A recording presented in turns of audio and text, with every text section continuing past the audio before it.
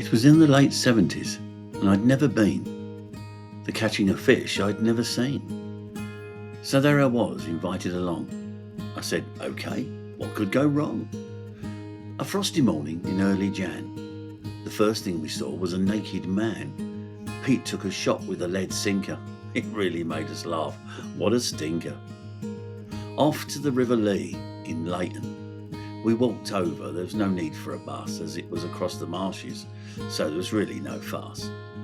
The spot we were heading was by the black pipe called the Gush. So there we were, 5 in all, with various rods from gigantic to small. I had an old split cane. Pete had everything as fishing was his game. He had set me up and held maggots in his mouth.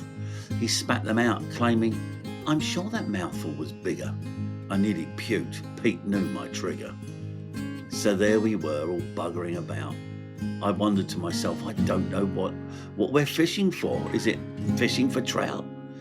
A dace was caught, and then another. One by one, John caught one, and then his bigger brother. I sat there peacefully remembering what Jack Hargreaves once said. If you catch a fish on your pond your first try, your keep net will never be dry. Then a perch was hooked by Pete. A beautiful fish, its stripes complete. I sat there continuously thinking of old Jack and what he'd said, but watching all the others, my chances seemed dead. But then it happened. "Strike!" went out the shout. "Not too firm, you don't want to rip it out." There I was, reeling it in, keeping it out of the weeds, was what I was told. It swam this way and that, and I really didn't know what to do. "Come on, Matt, it's your turn. You'll catch one too." I tripped and fell and sat on my bum. But bloody hell, this was hilarious and so much fun. Watching and shouting, "Come on!" and thinking, oh, I've done old Jack proud. Closer and closer, it got to the bank. I had visions of holding it to camera like an Oscar, trying to think who I could thank. Then it appeared, my white whale. I'd thankfully reached the end of my search. But what had I caught? Roars of laughter from all my mates.